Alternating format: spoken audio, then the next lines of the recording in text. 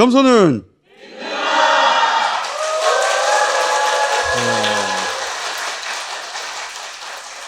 다스베이다 317회 시작하겠습니다.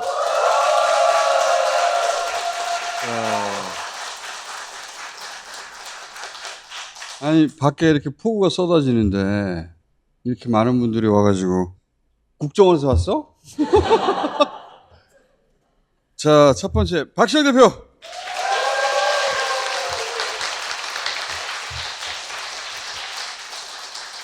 반갑습니다. 어우, 헬스게졌네? 어? 얼굴 없어지겠어. 자, 큰 선거 끝나고 한 몇 달, 그리고 여름 우기, 이게 다 비수기거든요. 게다가 또 양당 모두 지도부를 뽑고 있기 때문에, 네. 예, 더욱 그런데, 지도부 싸움은 저쪽이 재밌는 것 같아요. 그러니까. 아, 한동훈은 참 복덩어리예요. 어디서 이런 정당 브레이커가 나와가지고. 한동훈은 탁 찌르면 못 참나 봐. 나경원이 짝 찔렀잖아요. 그 패스트트랙 나한테 공소 취소해달라고 하지 않았냐, 이걸 탁 터뜨렸잖아요. 이런 거는 안 까는 거거든? 그렇지. 이거 굉장히 내밀한 거란 말이야. 이 정도 부탁은 직접 했을 거라고, 전화로. 네, 직접 한 것으로 그렇게 근데 보여지죠. 거기다 대놓고, 너 나한테 그때 부탁했잖아. 와, 복덩어리야.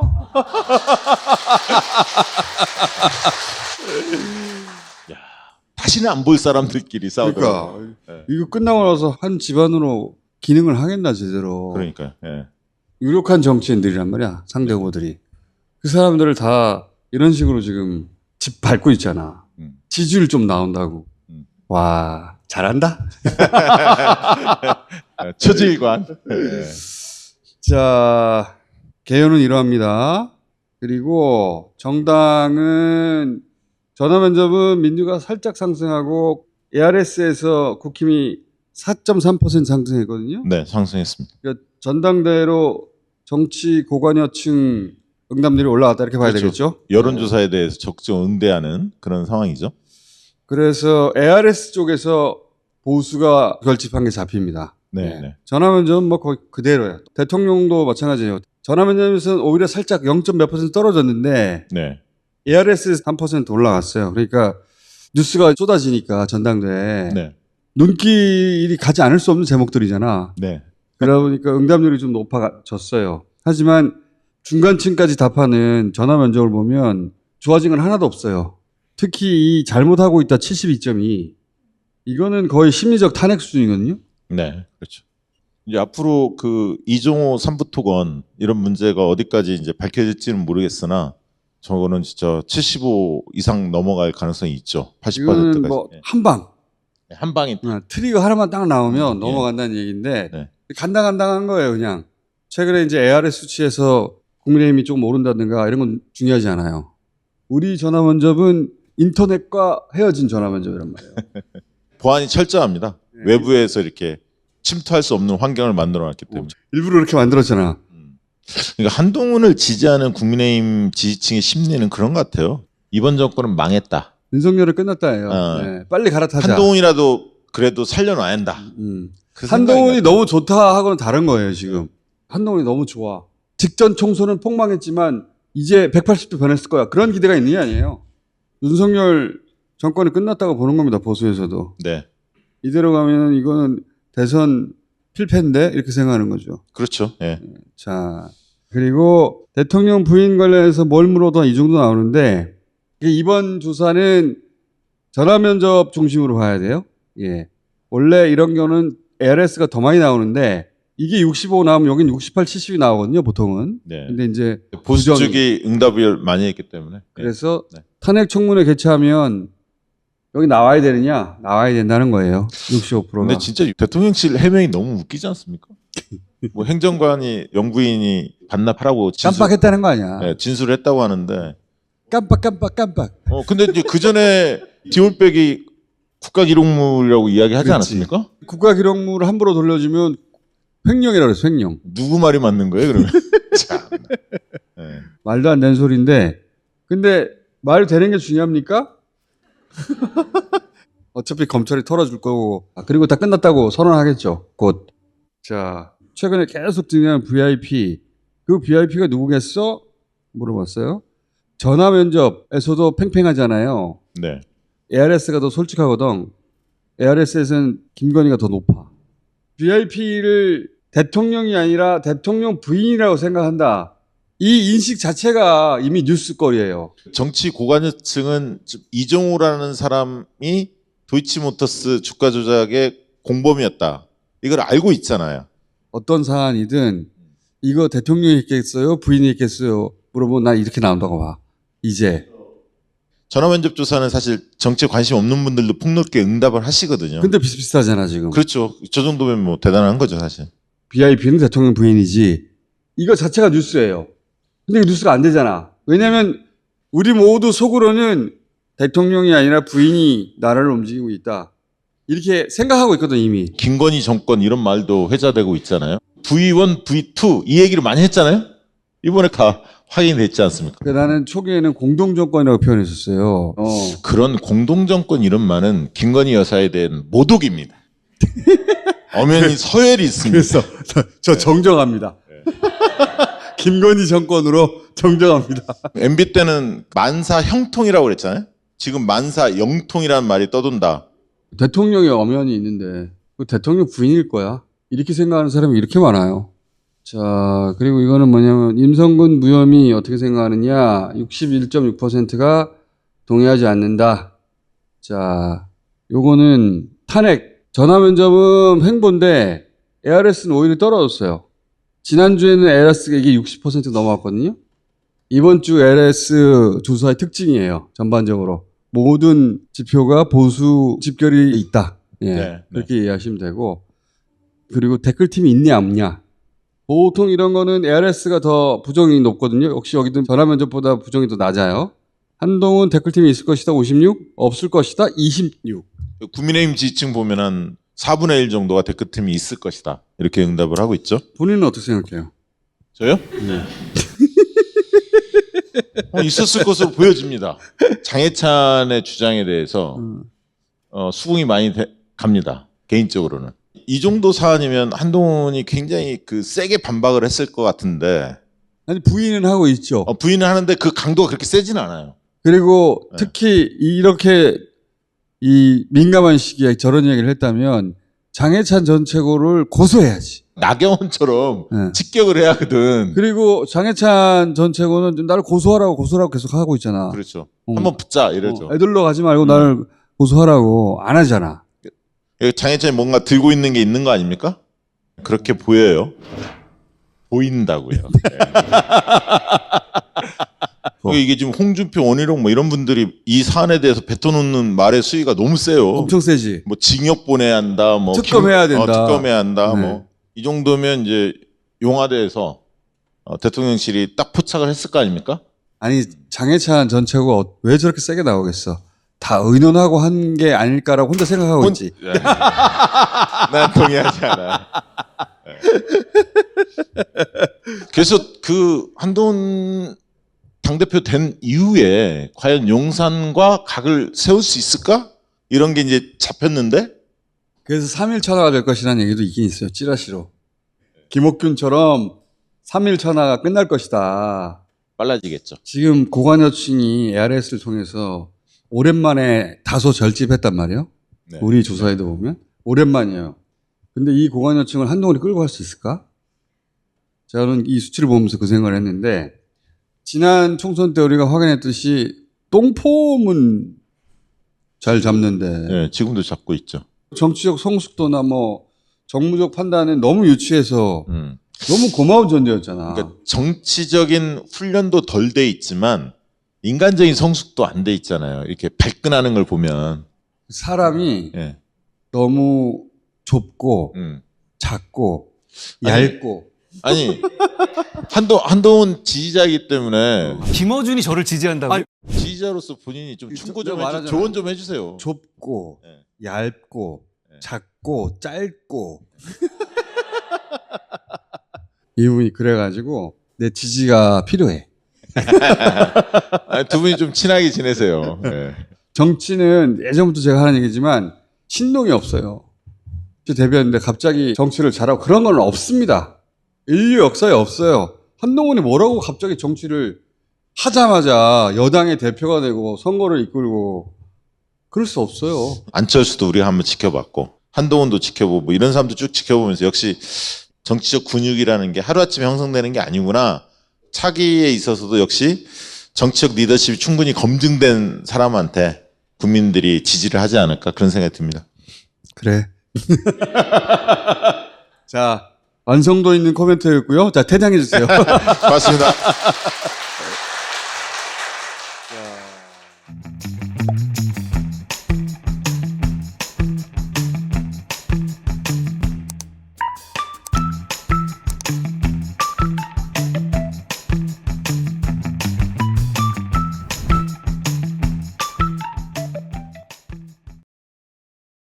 이현주 의원 도착해야 되는데 도착 안 했어요? 도착한 우리 정몽주 의원과 먼저 시작하겠습니다. 먼저 모십니다.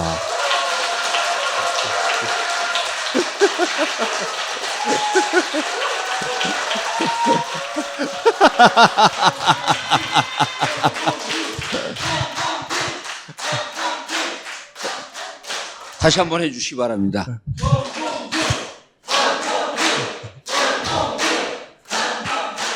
자, 의원님 이현주 의원하고 안 친하죠? 저는 세상에 안 친한 사람이 없어요. 자, 곧 한동훈과 친해질 계획입니다. 왜 그러냐면 낙곰수를 들으면서 정치 공부를 했다 그래요. 한동훈 후보가 낙곰수를 열심히 들었다? 나보고 그러면 김어준이가 그러면 안 되지. 김어준이가 그랬네. 그렇지. 형한테. 나는 꼬박꼬박 호칭을 붙여주는데 김어준이가 이건 아니잖아 씨발. 아니 근데 그 대목을 저는 보고 있었거든요. 네. 근데 저는 그 다음에 정봉주 얘기가 나올 줄 알았어요. 왜냐하면 제가 페이스북에 원희룡은 프레지던스 팻, 나경원은 이슬람 안 하니까 찍히다시다. 찍히다시. 한동훈은 우리 편이다. 왜? 탄핵에 동참할 것 같으니까 한동훈 동지 내 이랬어요. 그럼 내가 지지한 거 아니야. 섭섭해. 자, 의원님 이현주 의원 곧 도착한다고 하니까 예. 우선 이현주 의원에 대한 칭찬 하나 하고 지적 하나 합시다. 칭찬? 칭찬은 참 부지런해요. 그리고 2008년에 민주당이 참패할 때 이현주 의원이 플래카드를 걸어요. 그때 그 상대방이 광명시장 했던 여성 후보였었는데 광명시에서 했죠. 임기 기간이 18년쯤 됐어요. 전재희 18년 동안 뭐 했니? 이게 캐치프레이즈예요. 깜짝 놀랐어요 우리가. 카피가 환상적이다. 그런데 거기만 당선됐어요. 정치적 감각이 있는 거죠. 근데 이제 단점이요? 지적회의죠. 단점은. 예, 갔다 왔다.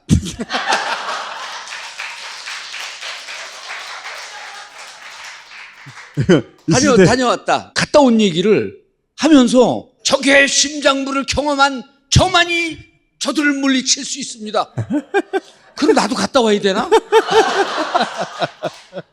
대중적 소구력도 있고 꽤 특별력이 있는 것 같아요. 자, 윤석열 정권이 3년을 다 채웁니까? 이거를 객관적으로 답변하면 이건 평론가 답변이고요. 저는 다 못 채우게 할 겁니다. 채우지 못하게 하는 게 지금의 시대 정신이고 국민들의 명령이고 당원들의 염원이다. 가급적 빨리 종식시켜야 된다. 그것을 제가 하겠다는 생각입니다.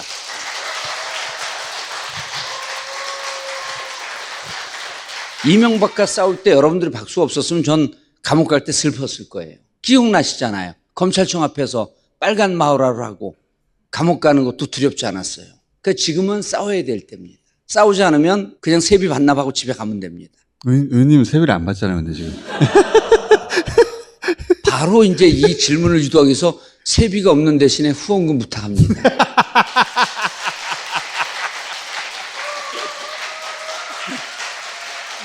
여러분의 후원금은 정봉주를 춤추게 만듭니다. 여러분의 후원금은 탄핵 투쟁에 도움이 됩니다. 박수 치세요, 이 대목. 자, 한동훈 당대표 되면은 국민의힘 한가죽 유지됩니까? 처음에는 유지되는 척 할 거예요. 한동훈과 윤석열 일가와의 관계는 이미 금이 갔어요. 인간관계는 한번 금이 가면 자꾸 금이 갔던 원인들이 생각이 나요. 오래 못 가요. 왜? 국민들이 계속 문제제기를 합니다. 자, 이현주 의원님 도착!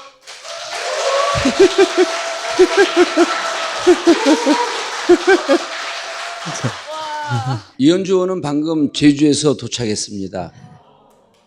네, 반갑습니다. 제주 득표 활동을 하기 위해서 다녀왔습니다. 저는 왜 제주를 안 갔을까요?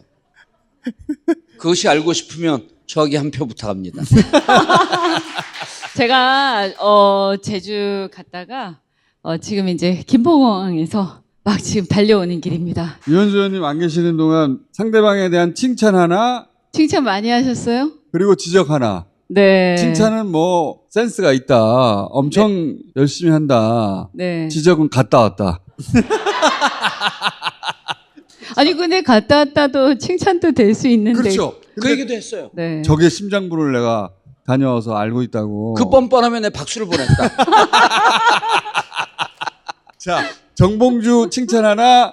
센스가 있어요. 네. 센스. 정치적 내공이 뛰어나요. 그러면 윤석열 정권 남은 3년 임기를 다 채울 수 있습니까? 저는 못 세울 것 같습니다. 이 녹취 문제, 이종호 문제, 지금 이미 국정농단이라든가 적폐나 이런 것들이 드러나는 속도나 이런 게 올해 말에는 이 무너지는 상황이 오는 게 정상이에요.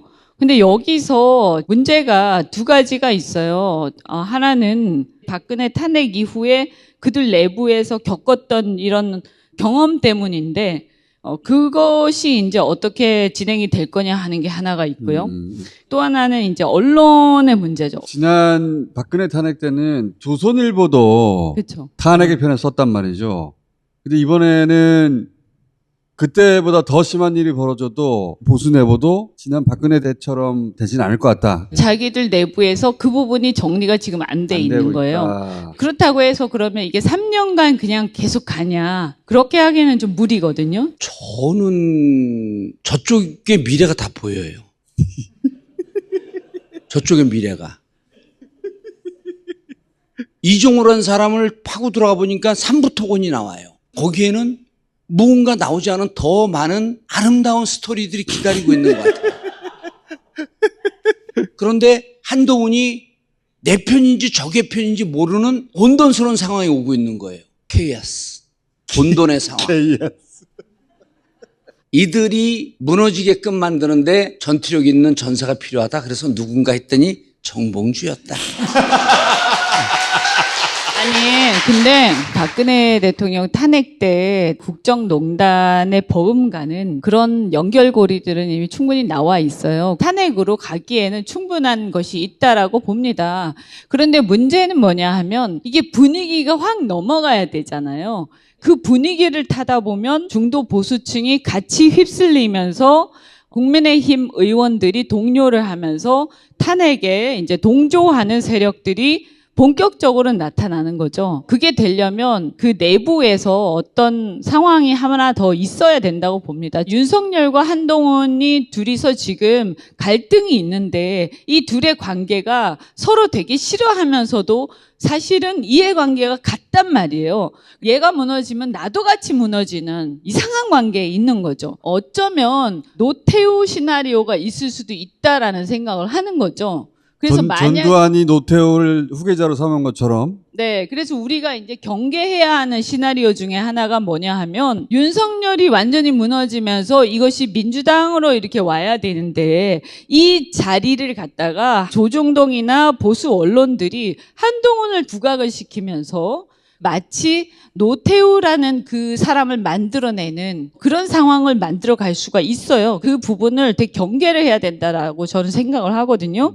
그건 윤석열의 플랜이라기보다는 저는 보수층 내부의 예를 보수의 들면 플랜, 소위 기획자들. 그렇죠. 그런 기획자들의 플랜일 수 있다라고 생각하는 거죠. 이명박 박근혜 과정도 그랬었죠. 그렇죠. 이명박 대통령 때 민주당 의원들을 보게 되면은 관료 출신들의 전투력이 없습니다. 당시에 무슨 자조적인 얘기가 있냐면 제1야당 박근혜, 제2야당 민노당, 제3야당 민주당 이런 표현이 있었어요. 박근혜하고 이명박 대통령은 끊임없이 갈등을 하면서 자신의 몸집을 키워나갔죠. 그러다 이제 막판에 한 1시간 반 정도 독대하면서 대화합을 했거든요. 박근혜와 이명박이 마지막에. 그렇죠. 박근혜와 네. 이명박이 이제 대화합을 합니다. 한동훈이 고민을 할 거예요. 처음에는 봉합하면서 가는데 윤석열에 대한 공격이 좀 격화되면 끊을 거라고 보는 거예요.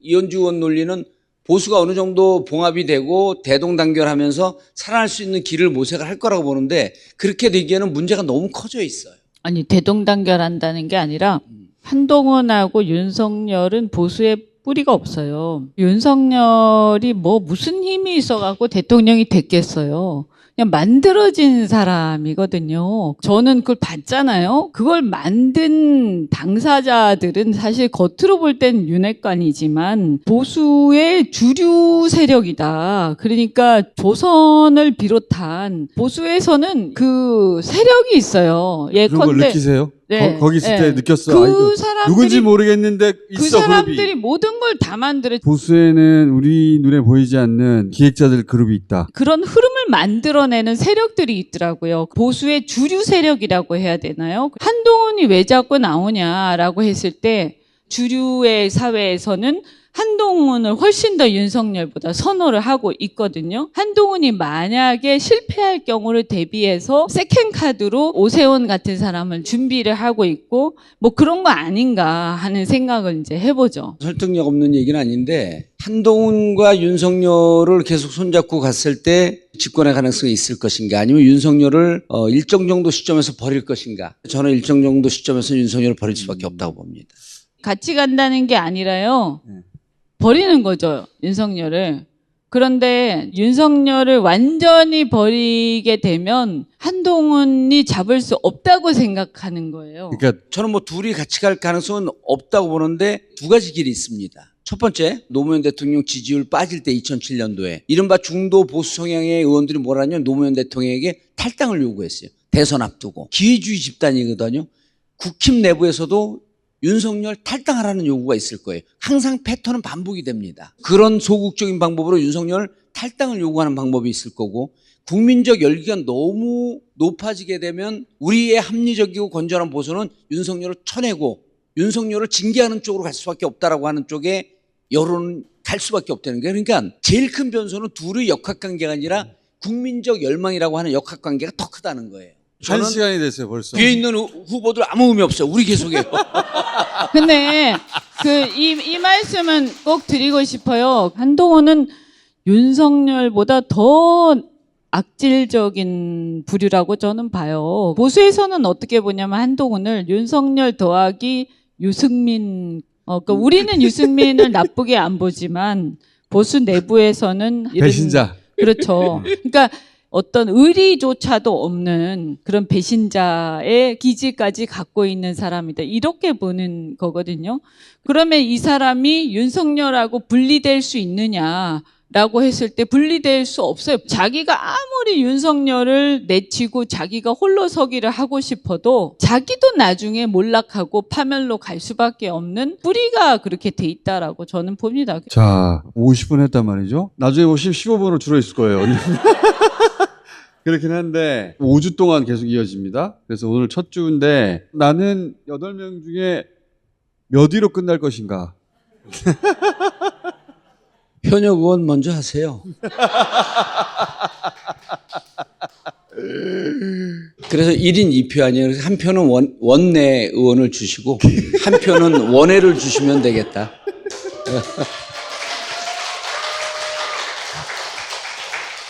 그러면은 그럼 1등 하죠. 왜 한 명밖에 없으니까. 자, 이현주 의원님. 저도 비슷한 셈법인데요. 그 셈법이 안 나올 텐데. 그동안에 민주당에서만 있었던 사람 한 표 주고 갔다 온 사람 한 표 주고.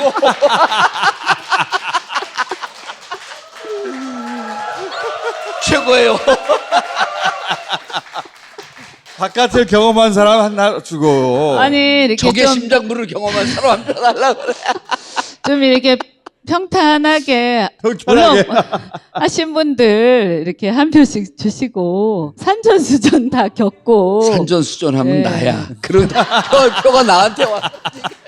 자, 여기까지 하겠습니다. 감사합니다. 감사합니다. 감사합니다.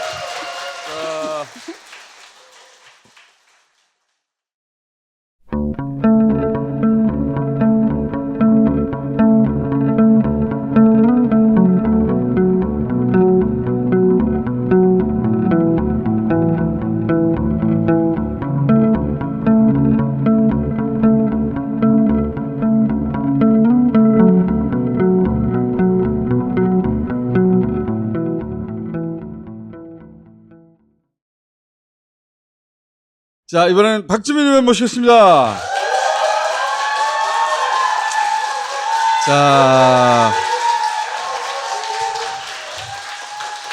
자, 지난주부터 이 거부권을 대통령이 자꾸 행사하면 상설특검이라는 제도를 활용할 수가 있다. 상설특검을 일단 설명해 주세요. 상설특검은 19대 때 법안이 통과돼서 만들어진 제도인데요. 한 번도 실행이 안 됐었다가 세월호 참사 관련돼서 진상규명을 위해서 한 번 딱 사용된 적이 있는 특검입니다. 상설특검은 특검을 누가 하느냐를 정하기 위해서 상설특검 후보 추천위원회를 만들게 돼 있어요. 근데 그 위원회는 7명으로 구성이 되는데 7명 중에 1명은 법무부 차관, 또 1명은 법원행정처 차장, 판사예요. 이 사람은. 그 다음에 대한변협 회장이 당연히 들어가고 나머지 4명을 국회에서 추천하게 되어 있습니다. 법에는 거기까지만 되어 있어요. 국회에서 추천하는 4명을 어떻게 뽑을지 등에 대해서는 국회 규칙으로 다 넘겨놨어요. 법이 아니라. 네, 법이 아니라. 그런데 국회 규칙에는 제일 규모가 큰 교섭단체와 그 다음 규모의 교섭단체가 2명씩 뽑는 걸로 되어 있습니다. 현재대로라면 아까 말씀드렸던 당연직 3명과 함께 더불어민주당에서 추천하는 2명, 국민의힘에서 추천하는 2명에서 7명으로 구성이 되는데 국회가 추천하는 4명의 경우에는 규칙의 내용을 바꾼다면 더불어민주당이 얘기하는 4명, 그러면 4대3 이렇게 해서 위원회가 구성이 된다면 더불어민주당이 추천했던 사람들의 뜻에 따라서 특검을 정할 수 있게 되는 구조가 되는 겁니다. 또 하나의 장점은 있는 법을 활용하는 거기 때문에 대통령의 거부권의 대상이 되지 않습니다. 네. 그래서 단점이 좀 있습니다. 첫 번째는 우리가 추진해왔던 그 특검보다 규모가 좀 작아요. 규모가 어떻게 작냐면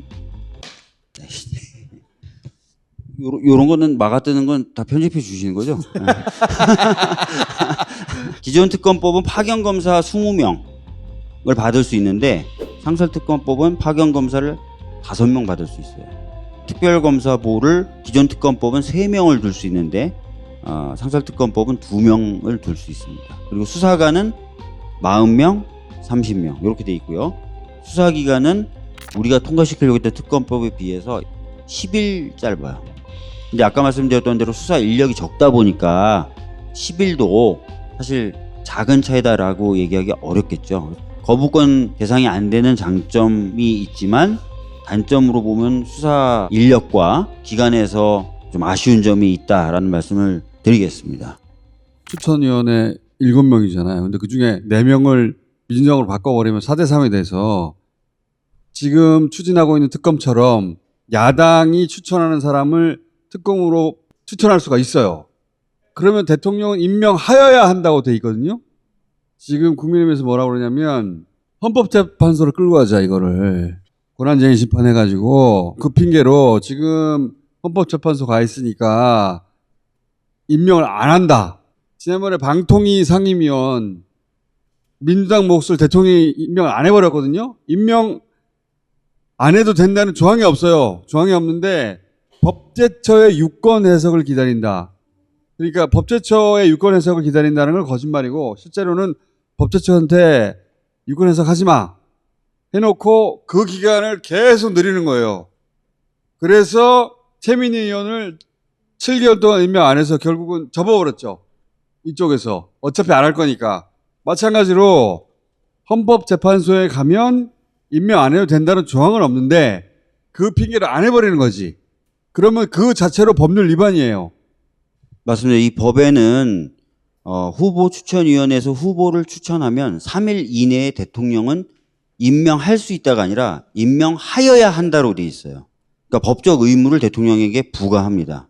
단 헌법재판소 가면 안 해도 된다. 이런 거 없단 말이에요. 그런 조항도 없어요. 어떤 예외적 상황이 발생했을 때 3일이란 기간을 안 지켜도 된다. 이런 조항이 없어요. 없어요.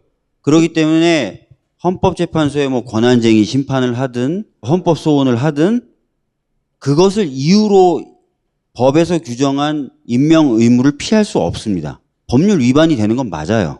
단 3일 이내에 특검을 임명하지 않으면 어떻게 한다가 없어요. 법률에. 그런 대통령이 있을 거라고 상상 안 한 거지. 임명하여야 한다 그러면 임명 무조건 하는 거라고 할 거라고 생각했는데 윤석열 대통령은 그런 대통령이시잖아. 네. 법률 위반으로 처벌받게 만들 수 있는데 그거는 퇴임 이후가 네. 된단 말이지. 이 문제가 있어요. 다른 특검 같은 경우에는 법을 만들 때 이 3일 이내에 특검을 임명하지 않으면 후보자 중에 제일 나이 많은 사람을 특검으로 한다. 이런 식의 조항을 넣어둬요. 지금 저희가 추진하려는 특검법이 그런 구조로 되어 있죠. 그렇죠. 이 상설 특검에는 하여야 한다는 의무 조항으로 충분하다고 생각해가지고 하여야 한다고 돼 있는데 안 하는 대통령이 어딨어 세상에. 있네. 이러면 어떡할 거냐. 이 문제가 하나 생겼어요. 법을 위반하는 방식으로 정치를 하거나 통치를 하는 대통령은 없죠. 그것도 아주 당당하게 법을 위반하는 없었어 이때까지.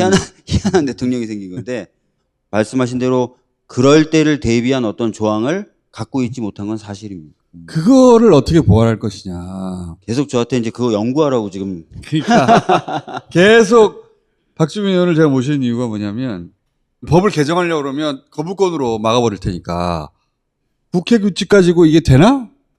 안 될까? 뭔가? 쉽지는 않은 건 맞아요. 그래서 우리가 통과시키려고 했던 특검법 이제 제2요구가 왔으니까 무조건 어떻게든 통과시키는 게 플랜 A이자 베스트다. 그 다음에 상설특검법을 활용하거나 아니면은 국민의힘의 전당대회 이후에 뭔가 분열이 생겼을 때 그것을 이용한 어떤 수정안을 발의해서 통과시키는 방법 이런 것들이 될 것 같아요. 우선은 플랜 A를 달성하기 위해서 저희들이 좀 더 에너지를 모아야 될 것 같고요.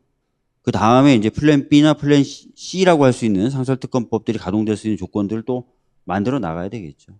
자동으로 임명되는 묘수가 있지 않을까? 각 플랜을 성공시키기 위해서는 또 어떤 노력을 해야 되는지 이런 것도 정리를 하고 있어요.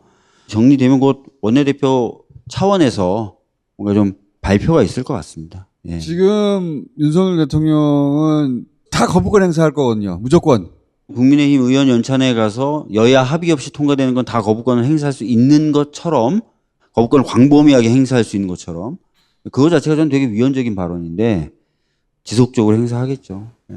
그렇죠. 그러니까 이 최상명 특검을 하자마자 거부권 행사했고 이제 재의결 돌아올 텐데 만약에 한동훈 당대표가 되면 추천 방식을 어떻게 하자느니 특검을 어떻게 하자느니 이런 자기가 의견을 낸 바가 있으니까 그러면 너 의견 받아줄 테니까 이번에는 통과시켜 줄 거야? 이런 딜을 해보겠다는 거 아니에요. 네. 그러려면은 뭔가 많이 양보해야 되겠지. 그런 방식으로라도 한번 추진해보자. 이게 하나 있는 거죠. 그렇죠. 그런 방법이 하나 있는 거죠. 그리고 또 하나는 이 상설특검에 구멍을 찾아줘요. 제2요구는 자기 권한이거든요. 권한인데 상설특검법의 경우에 법률상 임명 의무가 있는 걸 거부한 아예 준수를 안 하는 거거든요. 그건 그러니까 법률 위반이지. 그래서 자기 권한을 행사하는 거하고 네. 법률을 위반하는 거는 상당히 전 다르다고 봐요. 본인도 그런 부담을 가질 거예요. 그러니까 권한을 행사하는 경우에는 탄핵 사유가 안 되는데 법률 위반의 경우에는 탄핵 사유가 됩니다. 그 자체가 탄핵 사유죠. 그렇죠. 사실. 명백한 법률 위반이거든요. 그럼 명백한 탄핵 사유가 돼요. 특히 국민의힘 쪽에서는 야 명백한 법률 위반이 드러난 게 아무런 것도 없잖아를 가장 대표적인 대의 명분으로 삼고 있었는데 이거는 3일 동안 임명을 안 하는 순간 바로 법률 위반이 되거든요. 그러니까 이 상설특검을 그러면 꼭 특검을 하기 위한 목적 하나만 두고 하지 말고 그게 만약에 안 되면 그럼 법률 위반으로 탄핵의 사유를 쌓는 것으로 쓰기 위해서라도 3일 내 특검 임명하지 않으면 후보 중에 누군가 자동 임명되는 그 방법도 찾아봐줘요. 열심히 연구하겠습니다.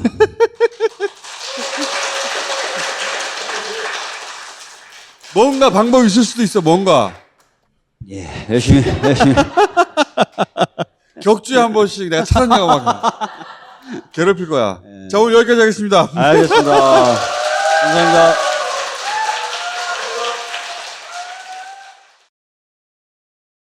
자, 이번에는 트럼프 피격 이후의 국제 정세 한번 얘기해 보겠습니다. 두 분을 모시겠습니다. 자, 트럼프 피격 이후에 미국 언론, 특히 미국 돈줄, 이 트럼프 쪽에 줄을 서고 있다. 네, 맞습니다. 대표적으로 앨런 머스크는 한 달에 620억씩 낸다고. 한 달에? 620억씩, 대선 20억씩. 때까지. 예, 때까지. 원래 트럼프 지지자였고요. 근데 이번에 마치 과거에 티어도르 루즈벨트 TDR이라 그러는데 그 사람이 총을 맞고 이게 두꺼운 옷을 입고 있어서 총 맞은 채로 피 흘리면서 연설을 했어요. 그거를 보고 루즈벨트를 닮았다 하면서 감동했다. 매달 620억씩 되겠다.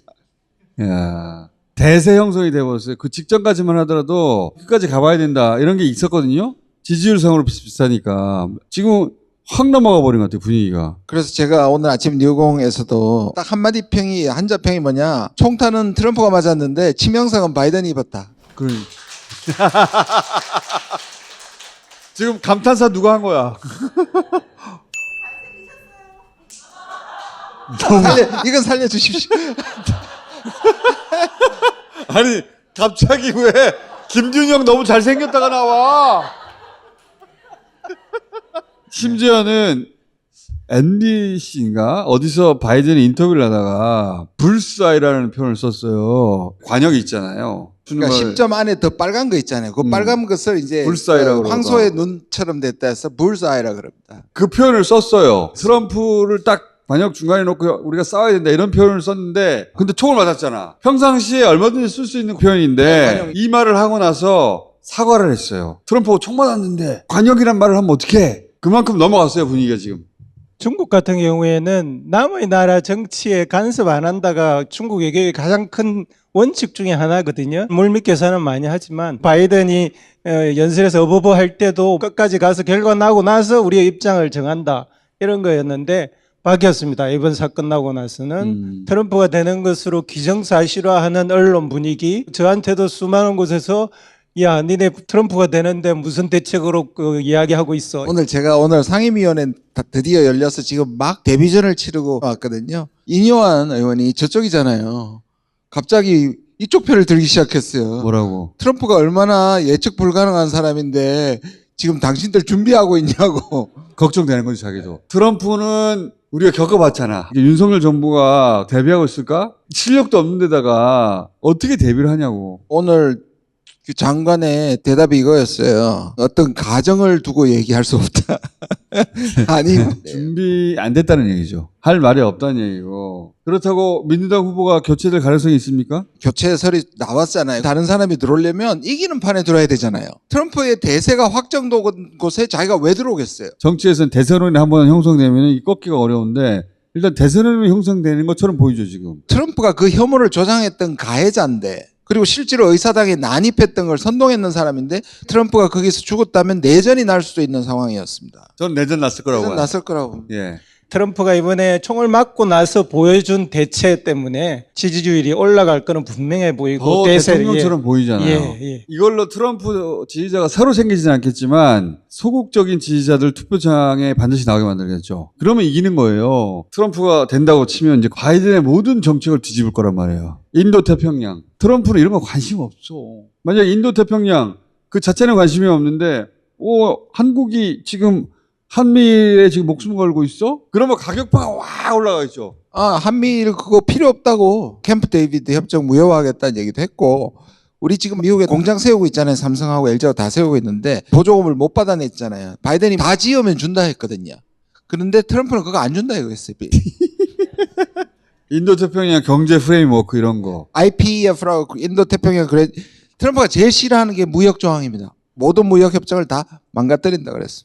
오늘 블룸버그하고 인터뷰를 했는데요. 대만 문제에 대해서 계속 지원할 거냐 이런 질문을 했어요. 그랬더니 그 말에는 대답도 안 하고 대만 요새 돈 너무 잘 벌잖아. 돈 더 받아야지. 대만에 보호해 주려고 우리가 돈 쓰는 게 얼마나 스투피드하냐고 얘기를 했어요. 윤석열 대통령이 올인하고 있는 모든 게 다 사라지는 거예요. 아니면 다 돈을 내라고. 엄청나게 가격이 높아지겠지. 예를 들어서 윤석열 대통령이 계속 주장하는 핵 네. 공유, 뭐 전략 자산이 언제든지 날라오고 그거 다 돈이에요 이제. 이번에 나토에 가가지고 마치 핵 공유에 가까운 것을 받아낸 것처럼 온갖 선전을 다 하고 국무회의에서 그 얘기까지 했어요. 그런데 미국은 더 준 게 없어요. 핵 공유의 수준에 근접하는 핵 공유와 다름없는 그거는 배치가 아니에요. 물리적으로 배치하는 게 아닙니다. 그게 아니고 전략 자산이 왔다 가는 거거든요. 비행기에 근데- 싣고 온다는 얘기예요. 그러니까 그러면 상시 배치도 아니에요. 상시 배치를 하려면 비행기가 우리 계속 항공에 있어야 떠 돼요. 있어야지. 미국이 훈련하는 비용까지 트럼프가 등장하면 다 돈 내야 됩니다. 핵 기반 동맹이라고 하던데 도대체 그게 핵기발 뭔지를 동맹. 근데 대만 편들면서 중국 막 때렸잖아요. 중국가 멀어졌잖아. 우크라이나 지원한다고 하면서 러시아가 멀어졌잖아. 근데 이제 트럼프 들어오면 우크라이나 전쟁 끝내버릴 거 아니에요. 우리 어떻게 해? 자기가 이제? 대통령 되는 그날 끝난다 그랬어요. 미국은 러시아하고 가까워지면 우리만 러시아하고 멀어져 있잖아. 중국하고 멀어져 있고. 어떻게 할 거야 이거. 반도체 지원금 준다고 중국하고 거래하지 말라고 하고 공장들 삼성, SK 다 불러들였거든요. 트럼프는 그거 왜 줘? 그래 버렸고요 이미. 나토에 가가지고 이번에 돈 400억? 330. 300. 그 돈만 뜯긴 거예요 지금. 트럼프 오면 돈 더 내라고 올 거예요. 그러면서 윤 대통령은 지금 자기가 세계 정치의 중심에 선 줄 알거든요. 대통령실 발 기사가 나토가 윤석열만 봤다느니. 아니 정부가 얼마나 이게 호도를 하고 있냐면 G7에 갔으면 말을 안 해요. EU 정상회에 갔을 말을 안 해요. 나토에 가가지고 지금 앞에서 선봉대 망나니 칼을 휘두르고 있는 거거든요. 유럽이 봤을 때 미국이 봤을 때 자기들 피곤해 죽겠는데 이제 한국이 좀 돈을 내고 무기도 줬으면 좋겠다 하는데 가가지고 지금 좋다고 저렇게 얘기하는 거예요. 여기에서도 힘든데 우리가 왜 나토까지 가서 러시아와 적이 되고 그 국가들을 끌어들여요. 나토에 가서 뭘 했는지 뉴스가 안 나오긴 나오긴 나오는데 안 해요. 읽어가지고 좀 모르는 지켜. 표정이야. 그런 일이 있었어? 거기 가서 돈 왕창 내고 왔어요.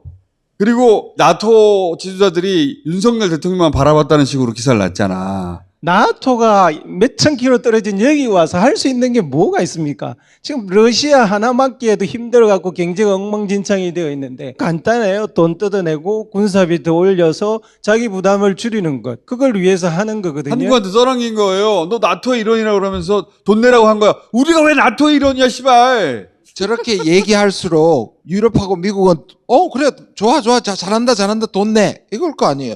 당연한 결론이죠. 트럼프는 돈 더 내라고 하겠지, 이제. 오리지널 나토 멤버들한테도 돈 내라고 만나자마자. 트럼프 취임하고 나서 나토 처음 만나가지고 그거 세계적인 뉴스가 됐어요. 그 많은 언론이 놓치고 있는 아주 중요한 게 하나 있어요. 이번에 독일 가입을 축하하는 듯한 발언을 했어요. 독일이 우리 유엔사의 멤버가 됩니다. 이게 심각한 거예요. 우리 16개국 왔던 유엔사 거기에 독일은 전범 국가라서 없었잖아요. 지금 독일이 들어온다는 거예요. 문재인 정부 때는 우리가 거절했습니다. 왜? 여기가 아시아판 나토의 본부가 되는 거예요. 이 유엔사가 뭐 유엔이 인정한 기구 같죠? 아니에요. 심지어 유엔에서는 유엔 깃발 쓰지 말라고 한 적이 있습니다. 이게 미국이 만든 거예요. 유엔사는 뭘 가지고 있느냐면 지금 한반도 유사시 자동 개입 조항을 갖고 있습니다. 독일 다음이 누구냐면 일본이에요. 일본이 여기 들어와서 미국의 생각은 여기를 아시아판 나토의 본부로 만들고 전쟁이 나면 이들 국가가 다 개입할 수 있습니다. 그거를 이번에 윤석열 아무것도 모르고 악수하면서 독일 들어오는 거 축하합니다. 헨리 키신저라고 20세기에서 가장 중요한 외교가가 1차 대전이 왜 일어났냐 이런 표현을 딱 한마디로 정리했어요. 둠스데이 머신이라고 표현을 했는데 종말론적 메커니즘에 빠져서 그렇다. 그게 무슨 말이냐면 동맹을 너무 많이 설치하고 군사훈련이 너무 많아지기 시작하면서 전쟁에 가버렸다는 거거든요. 지금 딱 그 분위기가 조성이 되어 있어요. 그 분위기를 이 지구상에서 누가 가장 지금 적극적으로 하고 있느냐? 윤석열 대통령이 하고 있습니다. 어떻게 윤석열 대통령이 했어야 하냐면 베트남처럼 했었어요. 지금은 베트남이 미국도 러시아도 양쪽에서 땡기려고 난리거든요. 우리가 베트남보다 국력이 약한 것도 아니고 빠지는 게 뭐가 있어. 경제력으로 보나 군사력으로 보나 미국과 러시아는 베트남을 자기들 편을 끌어들이려고 엄청 노력하고 있거든요. 왜냐하면 베트남이 양다리를 걸쳤거든. 더 잘하는 게 지금 인도입니다. 쿼드의 일원이었잖아요. 윤석열이 그렇게 가입하고 싶었는데 미국에서 야 쿼드는 원래 사자야. 오지 마 하고 이 망신을 줬던 건데 지금 쿼드를 아무도 얘기하지 않아요. 왜냐하면 인도가 양다리를 러시아하고 친해가지고 러시아는 자기를 고립 안 시키는 인도가 고마워서 이 석유를 천연가스를 세계 시장 가격의 3분의 1로 공급해요. 인도가 지금 경제가 활성화되고 남아 돌아가지고 정유해가지고 세계로 수출하고 있습니다. 그런데 거기서 끝나는 게 아니라 푸틴한테 또 소리칩니다. 당신들 전쟁으로 해결할 수 없다. 전쟁 끝내라. 그렇게 해야 되는 거예요. 우리 정도 되면. 문재인 대통령 때는 우리한테 의견을 물어봤잖아요. 인도도 니네 어떻게 할 거냐고.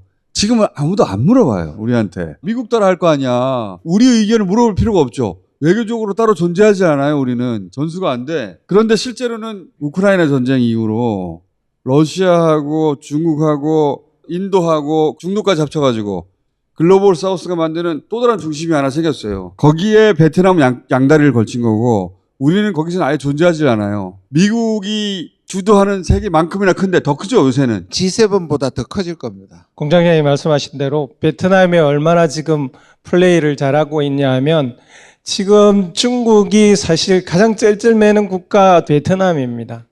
베트남이 어떻게 플레이를 잘하냐 하면 미국하고 중국하고 싸우니까 미국은 중국 물건 안 살겠다 그런단 말이에요. 중국은 그런데 미국 시장이 필요해요. 중국이 택한 방법은 뭐냐면 베트남에서 조립해서 미국 시장으로 들어가는 거예요.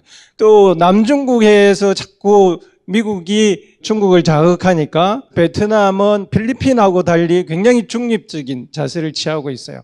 남중국해에서 문제를 안 일으켜 주는 것만으로도 감사하다고 계속 경제적인 지원, 경제적인 혜택 같은 것들을 주고 있단 말이에요. 베트남이 지금 세계 강대국 3개를 지락펴락하고 있어요. 입지로 보면 베트남보다 우리가 훨씬 좋거든요. 푸틴도 얼마 전에 베트남 갔어. 그래서 푸틴 우리나라 안 오잖아요. 시진핑도 안 와. 푸틴이 베트남에 가서 2가지 제안했거든요. 원자력 민간 연구소 지어주겠다. 노 땡큐 했어요. 아주 영리한 제스처입니다. 그거 했으면 아마 한쪽 편으로 서는 것으로 갔을 거고요. 대신 남중국해에 LNG 가스 개발해 주겠다. 오케이. 우리는 더 잘할 수 있거든요. 훨씬 잘할 수 있어요. 더 잘할 수 있는데 지금 얻은 게 뭐야? 중국하고 멀어져서 경제가 쪼그라들었죠. 러시아하고 멀어져가지고 러시아 시장 다 잃었죠. 외교를 망치면 안보나 경제가 다 폭망하는 거예요. 그것의 역사적 사례가 윤석열이에요. 중국은 또 트럼프가 오면 좋잖아요. 표면적으로는 도찐개찐이라 계속 표현을 하는데 경제적으로도 바이든에 비해서 트럼프가 훨씬 가시적이라고 보는 측면에 있어서 대비를 하거나 협상을 하기에는 좋은 상대라고 보고 있고요. 정치적으로는 인도 태평양 전략이 일단 무너질 가능성이 있기 때문에 굉장히 좋아할 가능성이 높고요. 또 하나는 우크라이나 전쟁이 끝날 가능성이 있는데 그랬을 경우에는 유럽이 미국의 영향을 덜 받고 독자적으로 판단을 할 수 있어요. 그렇게 되면 유럽은 중국하고 경제협력이 굉장히 중요하기 때문에 유럽이 미국으로부터 훨씬 자율적인 공간으로 갈 수 있게 됩니다. 그런 점에 있어서는 중국은 트럼프가 더 낫다라고 판단하는 쪽이 더 많아질 가능성이 높다라고 보였습니다. 우리는 어떡하지? 윤석열 대통령이 이렇게 국제정세가 트럼프 이후로 크게 움직일 상황에서 감당할 수 있는 국가 지도자냐. 아닌 거 다 알잖아요. 어떻게 할 거예요? 몰아내야죠. 임해도. 당연히 몰아내야죠. 지금 우리 당내에서는 3년이 너무 길다를 후회하고 있습니다. 3일도 길네. 트럼프는 윤석열 대통령을 강아지처럼 데리고 놀 거예요, 아마. 근데 트럼프가 취임할 때는 없어질 수도 있어요.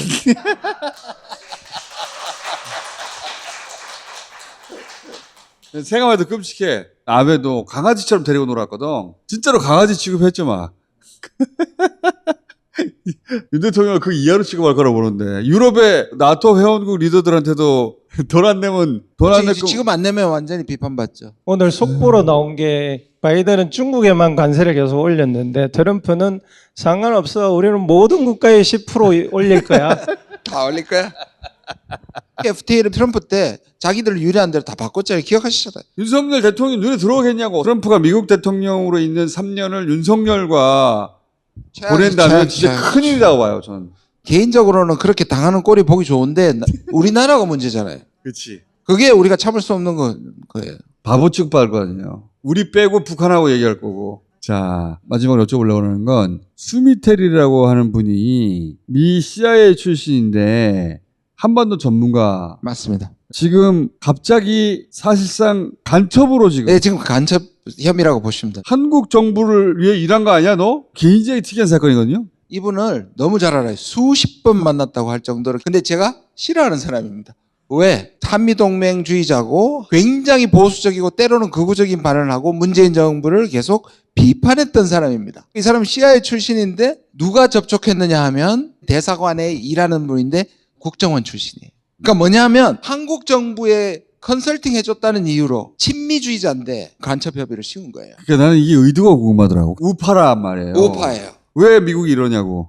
한미동맹 하지만 자기들은 여기 CIA하고 다 보내잖아요. 도청까지 하잖아요. 그런데 미국의 정보를 캐리하는 한국 정부를 용서할 수 없는 거예요. 그 부분을 확실히 해야 되는 거예요. 제가 오늘도 상임위에서 외교장한테 따진 게 뭐냐면 이런 식으로 미국이 하는데 국가안보실이 도청을 당했는데도 가만히 있냐고 얘기를 했었어요. 길들이기입니다. 길들이기입니다. 그러니까 우리는 완전히 하수인이에요. 평등한 동맹관계 절대로 아니라는 걸 보여줘요. 미국에서는 대통령실 도청을 해도 이 퇴역한, 퇴직한 퇴직한 한 CIA에 사람도 경고하는 것이다. 경고하는 거다. 윤석열 대통령은 미국하고 우리가 수평적 관계인 줄 아는데 수직적 관계이고요. 동맹을 미국은 그렇게 생각하지 않아요. 그냥 자신들이 똘마니 정도로 생각하고 필요하면 이용하고 필요하지 않으면 버릴 수 있는, 어떻게 한국 정부가 이랬다고 간첩 혐의로 기소할 수가 있습니까? 저기 지금 핸들러 2, 핸들러 3가 국정원 사람입니다. 이게 CIA에 있을 때 일이 아니에요. 퇴직한 다음에 5년 후의 일이에요. 저는 한국 정부에게 보내는 경고장이라고 생각합니다. 기어 오르지 마라 이런 거 아닌가? 기어 오르지 말라는.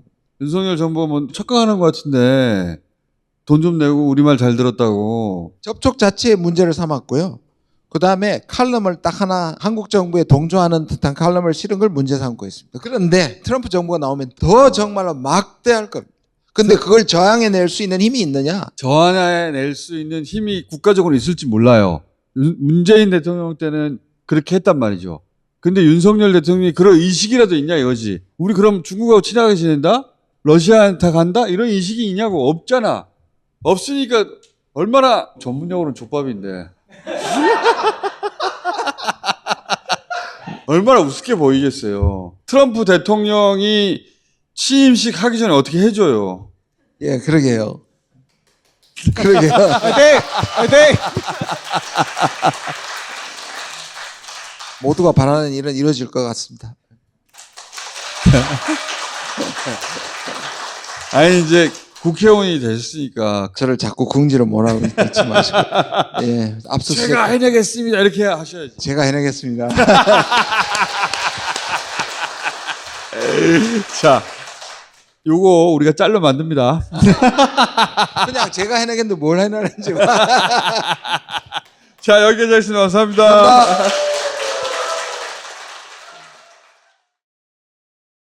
자, 이번에는 네 분을 모시겠습니다.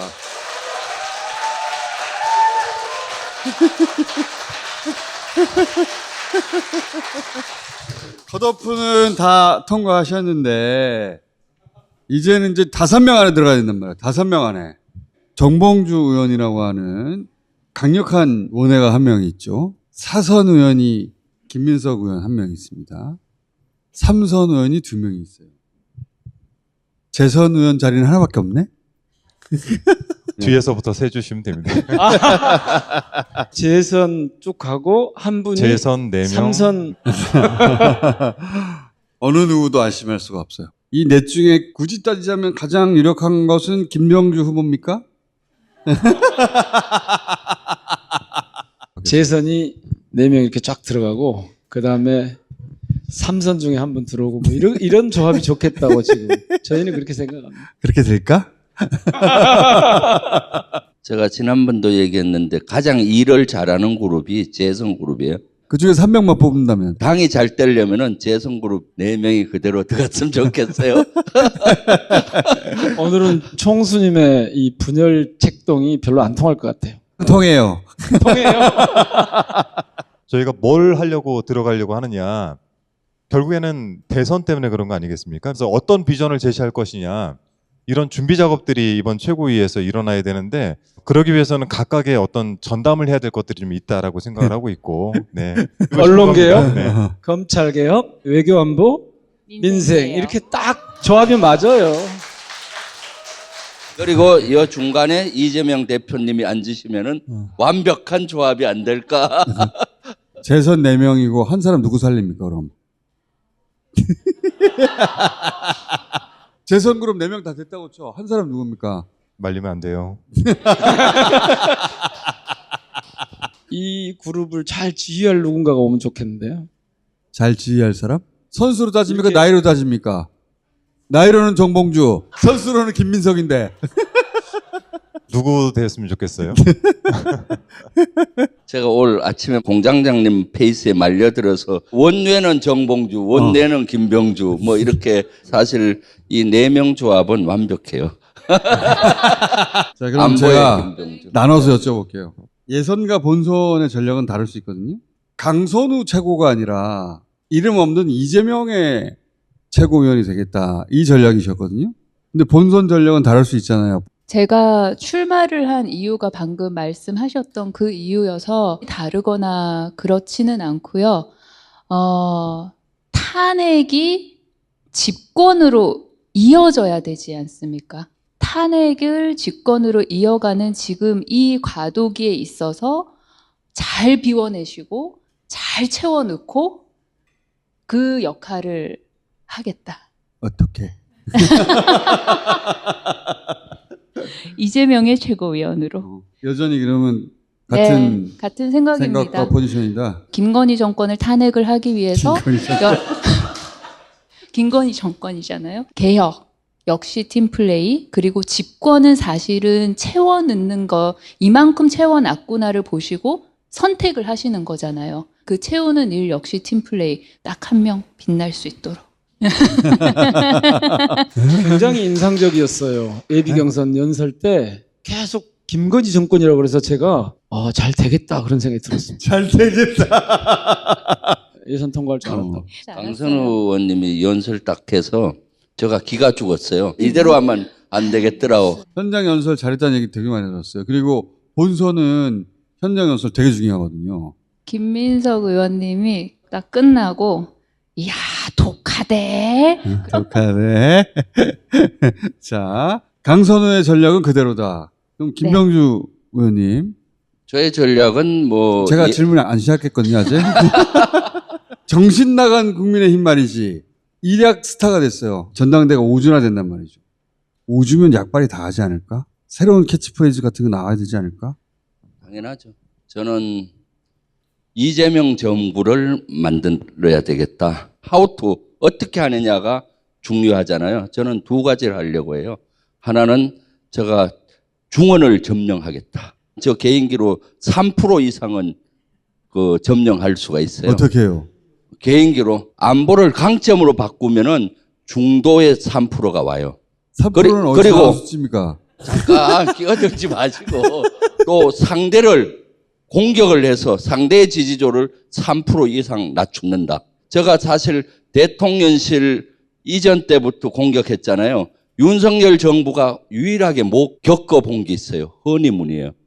허니문을 제가 없애버렸어. 저는 이재명 대표님이 씌워주는 우산은 안 쓰겠다. 제가 이재명의 우산이 되겠다. 이재명 대표님이 만들어두는 그늘 아래 안 가겠다. 제가 나무가 돼서 이재명의 그늘이 되어주겠다.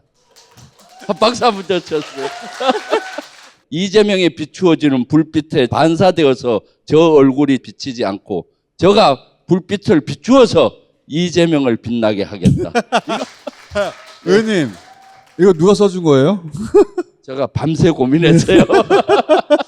평생 신념이 있어요. 저희 하나밖에 없는 목숨을 국가 국민을 위해서라면 초계와 같이 버릴 준비를 늘 해왔는데 이제 이재명 정부를 위해서 또 우리 민주당을 위해서 우리 지지자들을 위해서 목숨을 바치겠다. 의원님, 좀 짧게 해주세요. 자, 우리 민영배 의원님은 자기 희생, 아무도 나서지 않을 때 탈당까지 했던. 근데 이것만으로는 이제 부족할 것 같은데. 예, 저는 완전히 바꿨습니다. 그 기억이 그렇게 오래 가지 않았던 모양이더라고요. 그리고 이제 현장을 좀 다녀봤거든요. 몇 가지가 정리가 되더라고요. 첫 번째는 제가 8명 중에 유일하게 비수도권 출신이에요. 제주, 인천, 뭐 강원, 대구, 경북 이렇게 돌아봤거든요. 이분들이 한결같이 그 지역 대표성을 말씀을 하시더라고요. 지역을 대표하는 민주당의 지도부의 일원이 돼야 한다. 이게 하나 도출이 되고, 그 다음에 또 하나는 이 정권이 오래 갈 것 같지 못하다는 생각을 많이들 하고 계시더라고요. 그러면서 무너뜨리고 나면 어쩔 건데, 제가 노무현 대통령 모시고 일을 해봤고 문재인 대통령 모시고 일을 해봤고 집권 전략 준비하는 것에서 제가 상당히 강점이 있겠더라고요. 다른 재선 의원들보다? 아니, 전체적으로 봐도 그건 그래요. 우리 한준호 의원님은 양평고속도로 특검 대상이거든요. 잊어버렸어, 근데. 저희 의원실에서 국정조사 요구서를 쓰고 있어요. 다 잊으셨어요, 혹시? 네. 저희가 퍼즐을 한 80% 맞춰놨습니다. 국토부가 지시를 했다. 용역사는 하루 가서 그걸 보고 2년짜리 종점을 변경했다. 그때 양평균 김성규가 미리 만들어 놓은 자료를 참고했다. 여기까지는 저희가 다 밝혀낸 거예요. 청문회에서 장관을 낙마시킨 사례 보신 적 있으세요? 김행 청문회를 제가 진행을 했었고 김행을 낙마시켰지 않습니까? 그리고 제가 22대 국회 들어서 딱 2주 만에 검토를 해서 방송사법을 냈는데 전문가분들도 이 방송사법은 완벽하게 이 문제들을 해결할 수 있다라는 의견들을 주셨어요. 그만큼 저는 실력으로 모든 문제를 해결할 수 있다. 공동 발의했습니다. 네. 우원식 국회의장이 오늘 긴급 네. 기자회견을 했어요. 그래서 여야 그만 싸우고 협의체를 만들어서 잘 의논해보자. 냉각기가 아니라 시간 낭비예요. 시간 낭비. 아무 소용없는 일이에요. 대화를 할 수 있는 파트너다 이렇게 인정한 거죠. 우원식 의장은. 그러니까 언론의 정상화에 대해서 시기를 놓치면 무조건 끝납니다. 방송 4법은 이미 21대 저희가 한번 통과를 시켰던 방송 3법에 추가적으로 부족한 걸 채워넣은 거예요. 지금 방송 4법을 한번 놓치면 8월 12일이 박문진 이사교체이고 8월 말이면 KBS 이사교체고 12월이면 EBS 이사교체인데 이 시기가 다 밀리게 되는 거예요. 밀리게 되면 그나마 다행인데 그렇죠, 국회가 이렇게 돌아가는 사이에 해버리면 어떡해요? 그러니까 밀리게 되면은 하나만 하는 법안이 되는 거예요. 그렇죠. 근데 이 법은 시기가 굉장히 중요한 법입니다. 제가 언론인 출신이기도 하고 때를 놓쳐서 얼마나 우리가 어려움을 겪었는지를 정말로 몸으로 많이 본 사람으로서요. 이거는 그렇게 처리할 문제가 아니에요. 법사위원장을 왜 넘겨줘요 그때. 그때도 역풍부느님 새 정부 출범하는데 발목 잡니 그러다가 망가진 거예요. 법사위원장 가져고 나니까 정청래 위원장이 그냥 효능감이 딱 있잖아요. 그리고 일이 되잖아요. 주춤주춤 뒤로 물러서면 우리가 당합니다. 눈치 좀 보지 말고 주춤거리지 말고 역풍 걱정하지 말고 세게 가야 될 때요. 이거 시기 놓치면 큰일 납니다. 지금 봤듯이 재선 의원들은 말과 언행이 일치한다. 한준호 의원님 강선우 얼마나 야무지고 행동력세요. 저도 국민의힘 108대 1을 전투에서 승리할 정도 행동력. 협치는 또 협상은 상대를 보고 하는 겁니다. 저는 진짜 마음에 안 들어요. 그래서 만날 때마다 우리 당원들이 왜 추미애 장관을 의장으로 세우려고 그렇게 노력했느냐. 그럼에도 불구하고 의장이 됐으면은 우리 당원들의 뜻을 받아들여라. 제가 우원식 의장님하고 되게 친했어요. 근데 요새 만나면 인사도 잘하네요. 제가 싫은 소리 하거든. 제가 몇 번 바른 소리 했더니 요새는 저를 보면 솔솔 피하시더라고. 여기 있는 사람들 다 안 좋아하셔요. 민주당의 여의도 정치의 DNA 중에 그런 게 있어요. 그것을 깨야 돼요. 지금 보고 계시잖아요.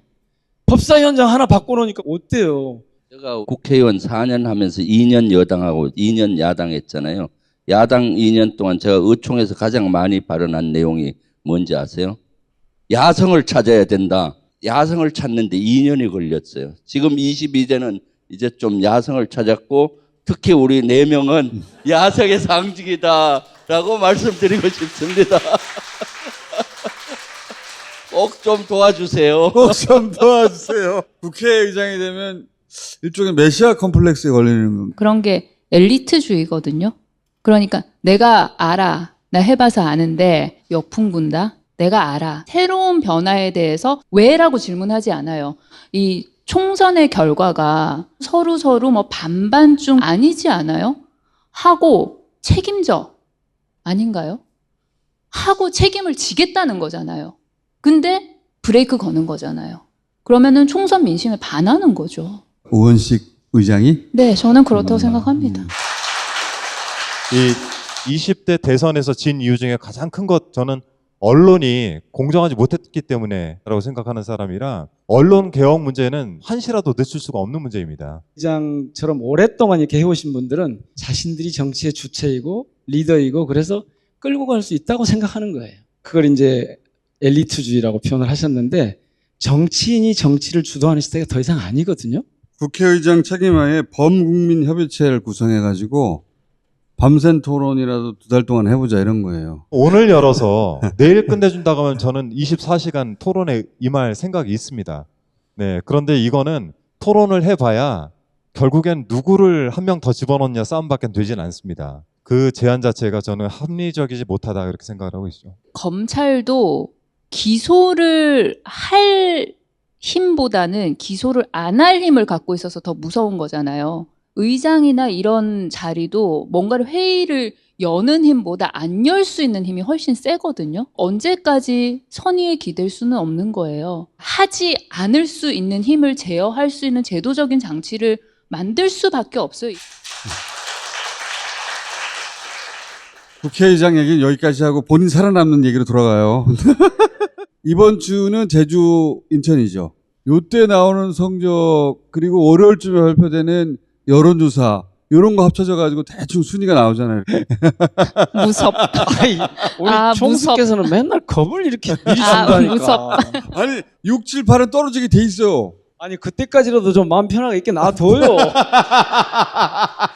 방송 이게 금요일에 나가요. 그러니까 현장 연설하시겠지만 못 보는 사람들도 있잖아요. 핵심 메시지 한 가지씩만 얘기해 주시고 다음 주에 올 때는 성적표를 들고 오는 거지. 저는 7위입니다. 저는 8위입니다. 아 다음 주에 못 오겠네. 제주도가 권리당원이 한 3만 돼요. 인천은 4만 정도 돼요. 첫 주말이 굉장히 중요하죠. 메시지 하나씩만 주시고 오늘은 마무리하겠습니다. 이 중에 한 분은 살아남아요 무조건. 왜냐면 나머지가 4명이니까. 와 진짜 정수님 직구네 직구죠. 우리의 이번 22대 총선의 민의는 그렇습니다. 지금 현재 정부 못 보겠다. 이 마음들을 좀 달래주고 진짜 대한민국이 다시 선진국으로 갈 수 있게 해달라. 제가 대선 기간 동안에 128일 이재명 당시 후보의 옆에서 전국을 다니면서 수행을 해봤는데요. 그 언론에 보이지 않는 무도함에 정말 처절하게 당했습니다. 이 언론개혁만큼은 우리가 다음 4기 민주정부를 만드는데 가장 중요한 핵심 과제이다. 5명 중에 1명은 꼭 좀 넣어서 그 과제를 할 수 있도록 도와주시기 바랍니다. 저는 그 플래카드에 내걸 슬로건을 정리를 해놨습니다. 제주가 살아야 나라가 산다. 든든한 집권 경험 기호 4번 민영배. 저는 이번 경선을 통해서 제가 많이 부족하다는 것을 많이 느끼고 겸손해집니다. 강선우 의원처럼 똑똑하지도 않고 민영배처럼 호문안의 지지자도 없고 한준호 의원님처럼 멋있고 또 이러지도 않고 그렇지만은 저는 꿈이 있습니다. 이재명 정부를 만드는 꿈이 있습니다.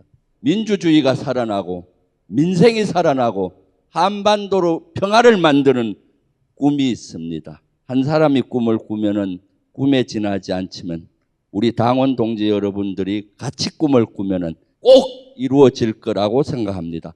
여러분 일단 1번 찍고 고민하세요. 1번 김병주입니다. 감사합니다. 김건희 정권 탄핵 그리고 이재명 대통령 시대 이 두 가지가 연결이 돼야 됩니다. 비워내는 부분 가열차게 비워내고 채워 넣는 부분 더 빨리 채워 넣어야 됩니다. 이재명 시대가 오면 내 삶이 이렇게 바뀌는구나 라는 말씀들을 하고 다니실 수 있도록 지도부가 만들어야 됩니다. 팀 플레이어로서 충실하게 잘 해보고 싶습니다. 도와주십시오. 고맙습니다. 자, 다음 주에 성적표 나오면 성적표 순으로 모시겠습니다. 감사합니다. 감사합니다. 감사합니다.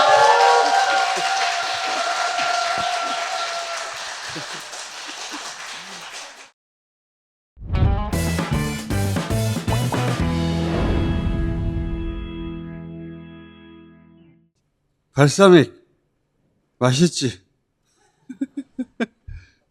아, 이벤트 하는구나. 이 발사믹은 참 맛있어요. 제가 할 말은 다 했습니다. 맛있으면 되지, 음식이. 5분을 모시겠습니다.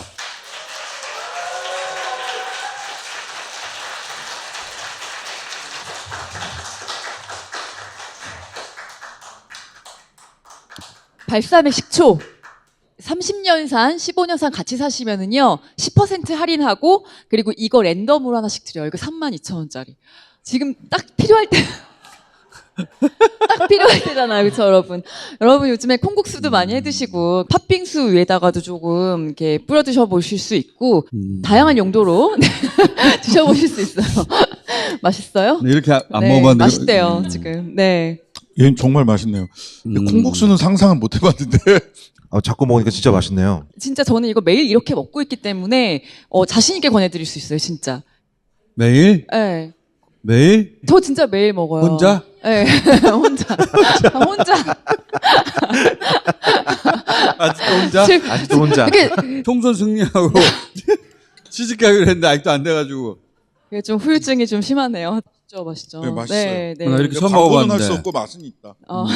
맛있다. 먹어본 요거트 중에 가장 고급인 것 같아요. 세상에 이런 느낌의 요거트를 줄 수가 있네? 그 정도. 이렇게 2개를 세트로 해서 파격적인 가격에 모시고 있습니다, 여러분. 파격적인 가격입니다. 이게 같이 가는 거 이게. 네. 네. 심지어 과일 랜덤 발사믹을 그냥 무료로 선물로 드립니다. 이 구성은 다시 없습니다, 여러분. 진짜예요. 다시 없는 구성에서 여러분 모시겠습니다. 근데 색깔도 너무 예뻐요. 그쵸. 관상용으로도 딱이죠, 이게. 이렇게 딱. 네. 관상용. 이제 그만해. 이제 그만해. 관상용. 네. 근데 왠지 이거 어떤 분께서는 양주로 오인하고 그냥 마셔버릴 수도 있겠어요. 색깔이 양주 색깔이야. 자, 이제 일하러 갑시다. 예. 관상용까지 나왔으면 다 한 거야. 그럼. 그 골프 카톡에 등장했던 3부 체크하고 초반에만 하더라도 그 3부가 골프 3부다 뭐 이런 얘기도 있었는데 3부이자다. 3부이자도 있었고 3부이자 세네. 3부 토건으로 사실상 확정됐어요. 왜냐면 다른 사람과의 통화에서 3부 토건에 대해 얘기하는 게 나왔단 말이야. 3부 토건의 조남욱 회장 말고 그 이후에 실소유주라고 했던 조모 회장이 있었어요. 그분의 아들이 서울구치소에 있었는데 서울구치소에 계속 있게 해줄 수 없느냐 그런 얘기 하는 건데 얘가 누구냐면은 X하고 할 수도 있어. 그 라임하고 연결된 애야. 지금 삼부토건이 지금 아버지가 회장이거든. 라임 수사를 다시 하고 있잖아. 그러니까 라임의 참고인으로 좀 필요하다 그러면은 된다고 그러네. 검찰이 불러주면 돼. 다른 사건으로. 그 앞에는 생각해보세요. 군 인사에 대한 이야기가 나왔고 경찰 인사에 대한 이야기가 나왔고 이번에는 검찰을 움직여야 되는 일이 나왔잖아요. 이 체크하고의 상대는 누구냐면 송모 씨라고 하는 경호처 출신 전직 직원이 검찰을 움직일 수는 없잖아. 그러니까 여기서 체크하고는 아들 그 구치소 문제가 아닌 거야. 여기서 삼부토건이 혹시 우크라이나 재건 사업에 참여한다는 뉴스가 곧 뜰 텐데 그걸 소재로 한 삼부 주가를 의미하는 거라고 혹시 거업 생각하고 있어? 제가 하도 몰이를 당해서 준비해 왔어요. 어떻게? 고양이 뉴스라고 다른 유튜브 채널이 있거든요. 남의 걸로 어떻게 해보려고? 네. 저는 그냥 거기서 본 내용을 얘기할 뿐인 거죠. 그 삼부토건이 이제 소위 상한가를 칠 때가 오송 지하차로 사건이 벌어졌을 때예요. 근데 윤석열 대통령이 그때 내가 한국으로 돌아가도 달라지는 건 없다. 오송 지하차도 참사가 난 다음 날이에요. 그리고 상한가를 치고 그 다음에 귀국을 했거든요. 우연히도. 아유, 큰일 날 뻔했네. 우연히도.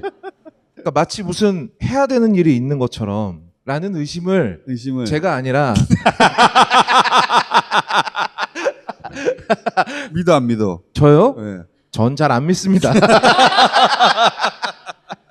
자본시장법상 내부정보 이용이 굉장히 중한 죄로 다스려지거든요. 외교정보 이용죄도 그러면은 이거는 자본시장법에다가 넣어야 되는 우리는 거야? 지금 역사상 단 한 번도 없었던 주가 조작 유형에 대한 가설을 얘기하고 있는 거예요. 네, 가설입니다. 가설입니다. 이때까지는 내부자 정보를 이용한다든가 내부 정보 이용이 많았죠. 그 소재를 찾기 힘드니까 온갖 짓을 다 하는데 자전 거래도 하고. 근데 이거는 이제 외교 정보 이용. 자본시장법에 그런 걸 외교 넣어야 되나? 정책을 이 주가 부양의 소재로 만약 거업처럼만 생각한다면 그런 발상도 해야 되는 거 아니냐. 국회의원으로서. 저는 저처럼이 거업처럼 아니고요. 생각하진 않아요. 거기 가가지고 원희룡 장관하고 같이 사진 찍잖아 또. 원희룡 장관도 가죠, 심지어. 네. 삼부토건이 거기 가서 사진 찍을 상황이 아니라는 거지. 회사 사정이.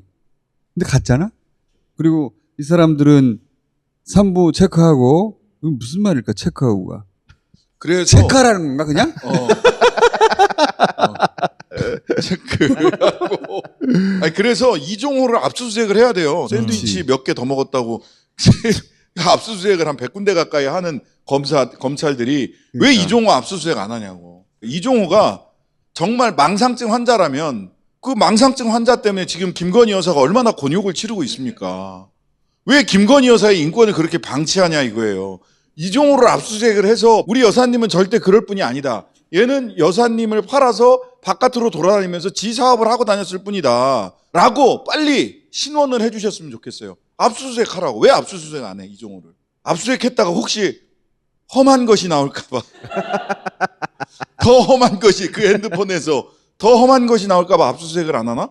주식시장을 좀 아는 사람들은 이게 라임 사태하고도 연결된다는 얘기를 하고 있고, 예. 저기 아들이 라임이랑 이렇게 연관돼 있는 사람이라서. 라임에 등장했던 이름들이 도이치에도 등장을 한다. 만약에 이렇게 이어지는 거면 이거는 야. 그럼 뭐 이제 뭐 양평 고속도로 한 10개 정도의 만약에 이게 일부라도 사실로 우크라이나를 주가 부양의 소재로 삼아서 삼부통원을 어떻게 했다라고 하는 겁이 거론한 그 다른 시나리오. 곳에서 보고 온 그 가설의 일부라도 사실이라고 밝혀지면 저는 보수 진영에서도 이건 받아들일 수 없는 종류의 이 일이거든요, 이건. 도이치모터 사건의 주포였던 그 이종호 이미 재판을 받고 있어도 전혀 거리낌 없이 계속 연결이 되는 거잖아요. 만약에 진짜 주가와 관련된 뭔가가 있다? 이거는 너무 막 황당할 정도의 사안이 되는 거예요, 이게. 예, 영화 속의 악역들한테 전쟁은 기회거든요. 이 가설 안에서도 예. 삼부 때문에 전쟁에 관여하려고 했다보다는 전쟁에 관여하는 김에 삼부까지 체크해볼까? 아, 그게 더 그게 더 합리적이네. 예. 세상변 거보다 더 파괴력이 큰 거라고 봅니다. 만약에 이게 일부라도 사실로 밝혀졌다 그러면 대통령 부인 23억을 벌게 해준 도이치모터스 2차 주가 조작의 컨트롤 타워가 지금 1심에서 실형 나왔는데 그 사람이 또 이런 일에 연루되었고 대통령 부인하고 연결되었다 이러면 이건 야 근신하고 있어야 되는 사람이거든요. 그죠. 맞아, 과장이고 허언증 환자라서 우리 여사님의 그 인격과 명예를 훼손시키고 있다라고 한다면 대통령실에서 못하게 했어야죠. 체크를 해야 될 건 진짜 삼부가 체크는 아니라 삼부만 하는 거야. 삼부가 아니라 여기 이런 데를 체크를 해야 될 거잖아요. 아니 그 별 2개 달아주려고 했던 그 치안감, 경무감인가 이 사람은 마약류 관련된 범죄를 덮어주려고 했다가 인사혁신처까지 갔다가 막 이 보면 이건 뭐 똥에 파리가 꼬이는 것 같아. 누가 똥이야? 누군가 그렇게 물을 줄 알고 난 딱 거기까지만 얘기한 거예요. 아니, 똥에 근데 파리가 꼬이는 것 같아요. 지금 우리 신원님이 말씀하신 그 경무관 건도 너무 황당한 일이거든요. 원래 인천 세관에서 문제가 생겼는데 인천 세관에서 마약과 관련된 심각한 문제가 생긴 거예요. 현장 담당하고 수사하는 경찰에게 경무관이라는 사람이 연락을 해서 그거 수사하면 안 된다는 식으로 외압을 행사했다는 겁니다. 야당 좋으라고 그 수사하냐? 그래서 당시에 경찰청장이 그 사실을 알고 징계를 하라고 감찰위원회에 내보냈고 감찰위원회에서도 그거 잘못한 거 맞습니다라고 해서 징계해달라고 올렸는데 징계하지 말라 그런 거예요. 경찰청장이 직속 부하를 경무관이라 되는 사람을 징계하라고 했는데 구조가 임성근 전 사단장 못지않은 구조예요. 수사에 외압을 행사한 사람을 불문에 붙이라고 결론이 난 거예요. 이 구조가 경찰 쪽이랑 이 임성근 쪽이랑 이게 구조가 똑같아요. 구조가. 근데 그 중에서 제일 심각한 건 나는 이 3부 체크라고 봐요. 왜냐하면 권력 플러스 돈이 결합돼 버리는 거잖아요. 외교, 전쟁 다 결합. 다 들어가 버리는 거죠. 3부라고 잔뜩 체크 써 있는 거 입고 나오는 거 아니야? 체크티? 옷에 3부 써 있는 거 막. 봐라, 3부 체크문이다. 말없어. 골프 칠 때 그런 거 입고 치는 거예요. 그러니까 아니 뭐 무슨 해명이 나올지 몰라. 깜빡 행정관도 나오는 판에. 깜빡 행정관. 최근 나온 해명 중에 제일 웃겼다. 제일 웃겼죠. 깜빡했다. 포장은 뜯었다 다시 보관하고 있다. 보관하고 있다. 그렇게 되면 어떻게 되냐면 디올백 보관 당했어. 아. 아니 그러니까 왜 이렇게 우리 여사님은 당하는 게 많은지 몰라. 아니 우리 여사님을 왜 보호를 안 해? 이 정부는. 도이치모터스 때는 이익 창출 당하셨잖아요. 아, 그렇지. 이익 창출 당했다 네. 이런 표현이 있었고 에스토니아인가 어디지? 네, 거기 갔을 때 거기서는 구매 당하셨잖아. 삐끼한테. 삐끼한테 구매 당하시고 이익 창출 당하시고 디올백은 보관 당하시고 스토킹도 당하시고 아, 주거 침입도 스토킹도 당하시고. 주거 침입도 당하셨네. 맞네. 주거침입 당하셨지. 가방도 투척 당하신 거 아닙니까?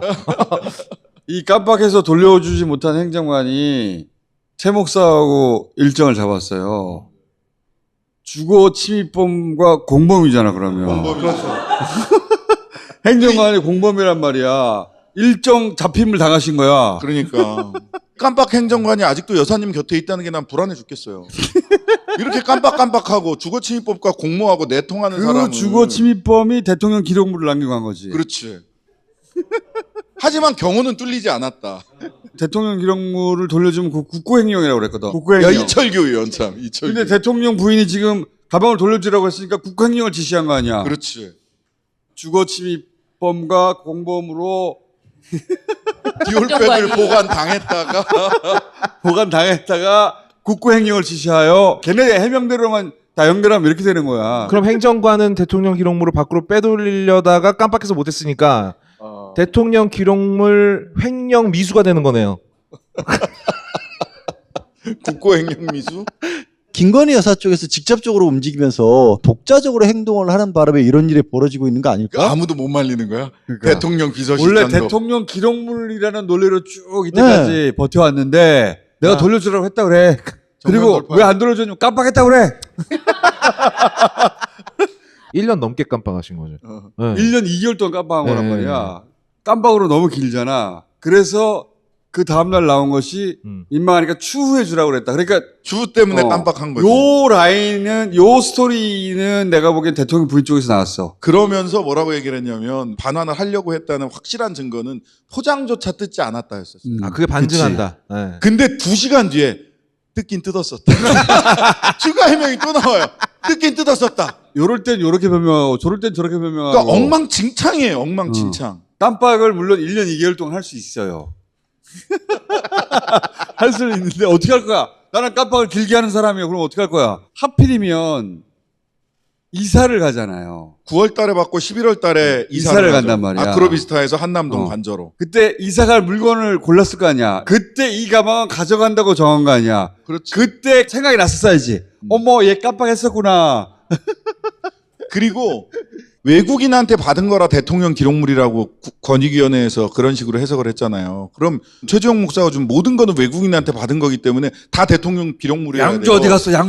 양주 책, 샤넬, 화장품, 뭐 무슨 점퍼 이런 거 전부 다 그러면 대통령 기록물이잖아요. 그거 다 어디가 있어요? 말이 되는 게 엉망진창이야. 엉망진창 진짜. 해명이 단 하나도 서로 이어지지가 않아. 서로 논리가 안 맞아요.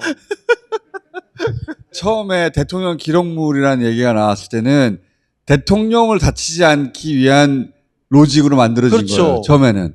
최근에 등장한 깜빡 버전은 부인을 위한 해명이에요. 이거는. 대통령 기록물은 대통령실에서 만든 변명이고 요 깜빡 버전은 부인 쪽에서 만든 시나리오라고 봐. 너무 이제 한심해. 이제 내 스스로가 이거를. 그러니까 우리 어머님이 안부터 전화를 드렸더니 막 야, 시골에 있는 촌 할머니도 그거를 말도 안 된다는 걸 다 알겠다. 뭘 깜빡이야. 깜빡 때문에 너무 화가 나셨어. 깜빡 때문에. 처음에 카톡을 보낼 때 너무나 명쾌하게 보내. 디올 쇼핑백을 보여주고 핸드백을 드리겠다고. 디올 핸드백을 가지고 오는구나를 오해의 소지 1도 없이 정확하게 알 수 있는 카톡을 보냈어요. 그런데 일정을 잡았잖아. 갖고 오라는 거 아니야. 그 전에 책 준다고 할 때는 여사님께서 익십하셨잖아요. 책 준다니까 익십했지 않습니까? 그 일정을 구체적으로 잡은 사람이 행정관이야. 이 행정관이 그러니까 최 목사와 주거침입법과 공범이 되는 거지. 소리 이렇게 계속 도는 거야. 주거침입 스토킹 공범. 그렇지. 스토킹 공범. 이 행정관이 지금 아직도 같이 일하고 있다는 거 아니야. 잘렸는데 자기가 잘렸다는 거 깜빡하고 있는 거 아닐까요? 이게 말도 안 되는 유머인데 씨발 웃는다. 모든 게 어처구니 없다 보니까. 아니, 너무 어처구니가 없어요. 이렇게 얘기하고 힘으로 밀어붙이면 그냥 그렇지. 지나갈 수 있을 것이다 라는 생각인 거잖아요. 이렇게 해놓고 검찰이 무혐의 처리하면 다 끝난다고 생각하는 거지. 이재명 대표의 부인이 샌드위치를 생각보다 많이 먹었다. 그래가지고 압수수색하고 있잖아. 압수수색 얼마나 많이 했어. 샴푸 너무 비싸다. 압수수색 했잖아, 그래서. 그래서 검찰에서 저기 뭐 가방님의 동선을 확인하셨고. 그래서 이거를 몇 달째 따지고 있어. 몇 달째. 나 이 가방 대통령 기록물을 해야 된다 봐요, 이제는. 이 정도 됐으면 이 정도면 해야죠. 여기는 역사가 잠겼어, 이제. 역사의 길이 보존해야 돼. 그러니까. 그리고 이제 해설을 하는 거지, 도슨트가. 포장은 2번 뜯어졌었어. 여기 못 올 뻔했는데 깜빡하시는 바람에 여기 남게 되었습니다. 이사 2번을 살아남으시고요. 깜빡 때문에 또 살아남았습니다. 네. 결국은 기록물로 하기로 해버렸습니다. 그냥 야당도 동의해줬습니다. 뭐 이렇게. 이 정도면 역사가 담뿍 담긴 대통령 기록물이에요. 네. 꼭 보고 싶어요. 난 그 가방을 이제. 아 진짜. 더 웃긴 거 있어. 나 이게 진짜 웃긴데 그 앞에 부산 신라면세점? 면세점 가방을 들고 있던 에코백. 두 남녀가 쓱 잡혔잖아요. 근데 하필이면 신라 면세점 가방을 들고 있었잖아. 에코백. 웃긴 게 그러면서 이 신라 면세점 백이 어디서 나느냐. 부산 신라 면세점이 오픈할 때 고가의 물건을 구매한 사람들한테 줬던 사은품이다. 대통령실 직원이 면세점 쇼핑백에다가 보고서를 넣어가지고 서류 가방도 아니고 다 가가지고 거기 보고했다는 것도 웃긴데 그렇다고 쳐. 이렇게 해명했는데 진짜 웃긴 거는 뉴스토마토에서. 뉴스토마토에서 신라 면세점 연락해 본 거야. 부산 신라 면세점이 있나요? 부산 신라 면세점은 없습니다. 딱 1년 있었더라고. 89년에서 90년 네. 사이에 1년 있었대요. 네. 그럼 적어도 그 에코백은 34년 전 물건이야. 34년 전 물건 부산 신라 면세점께 맞으려면 이렇게까지 맞지 않는 걸 마구 던질 수 있는 힘은 한 사람밖에 없지. 나한테 누구냐고 물어보려 그래요? 아는 표정이라서. 거기 면세점 가방에 서류가 잔뜩 들어있었다는 거잖아요. 그럼 그 서류는 뭘 보고한 거예요? 김건희 여사한테.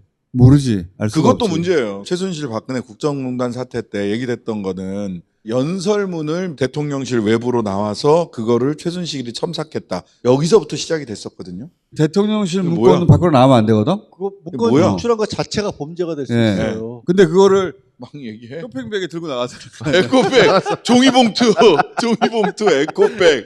고 노무현 전 대통령 본인이 그 회고록 쓰기 위해서 복사본을 가지고 왔다는 이유로 그 비서관들을 감옥에 보냈어요. 다 대통령 기록물법 위반으로 감옥에 그치. 보냈어요. 감옥에 보냈어요. 청와대에 근무하는 분들이 퇴근하면 그렇게 좋아해요. 왜 그러냐면 퇴근을 하면 일을 할 수가 없어. 아무것도 들고 나올 수가 없거든. USB에 담아 나올 수도 없고 종이를 들고 나올 수도 없어요. 메일로 보낼 수도 없고요. 근데 이제 통째로 들고 나왔다는 거 아니에요. 서류를. 에코백에 담고 종이 가방에 담아서. 백을 들고 오신 분들이 부산에서 오셨던 분들 아니까요. 그래서 부산 신라 면세점이구나.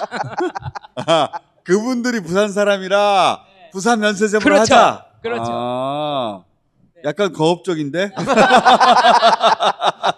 뭐 이런 식으로 했을 수도 있겠다 싶은 생각은 들어. 하도 막 던지니까. 그래도 걱정이 없지. 왜냐면 어차피 털어줄 거니까. 검찰은 털어줄 줄 몰라도 국민들이 안 털어줄 겁니다. 국민들은 탈탈 털어주겠지. 그냥 털어주는 게 아니라. 굉장히 국회의원스러운 발언이다. 이렇게 해서 대통령 부인을 털고 활약을 하려는 거예요. 앞으로 3년 동안. 계획대로 안 될 거예요. 댓글 대잔치가 벌어졌죠. 댓글 대잔치. 아, 댓글. 그것도 굉장히 서로 대폭로전이잖아요. 대폭로전, 대폭로 시대. 한동훈 너 대폭로 댓글. 한동훈 댓글, 김건희 댓글. 그래도 이준석이 윤석열도 댓글 있는데 이런 거 아니야 지금. 윤석열도 댓글팀 있는데 해가지고 지금 댓글팀이 나경원 첨탁. 나경원 첨탁. 국회 선진화법 위반. 이게 아직도 1심 판결이 안 끝났죠. 5년 전 일인데도 공소를 취소해줘라고 법무부 장관 한동훈에게 부탁했었다는 거 아니에요. 근데 그거를 열받아서 한동훈이 폭로를 하는 게 난 더 웃기더라고. 지금 대폭로전이야. 대폭로전. 댓글팀만 해도 한동훈 댓글팀, 김건희 댓글팀, 윤석열 댓글팀 3개 댓글팀에 대한 수사가 필요한 상황이에요. 신장식 의원님 올해가 넘지 않도록 해줘요. 어떻게? 난 가을에 심상치 않을 것 같아요. 동아일보는 정말 세게 하고요. 김건희의 수렁에서 벗어나야 한다. 김건희를 손절해야 된다. 조선도 거의 그 정도거든요. 이제 조금 더 가면 윤석열 손절각이 저는 나올 거라고 봅니다. 어떻게 그 삼부 토건 쪽 좀 알아볼 수 없어요? 체크해 보겠습니다.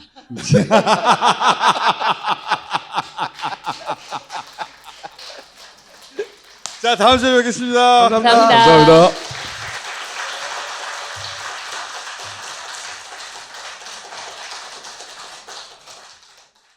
지금은 이제 정치 비수기거든요, 사실. 그때가 옵니다, 달려야 할 때가. 그때까지는 맛있는 거 먹고 체력 단련하고 있어요. 때가 오면 다스베이다에서 알려줄 테니까. 끝! 자.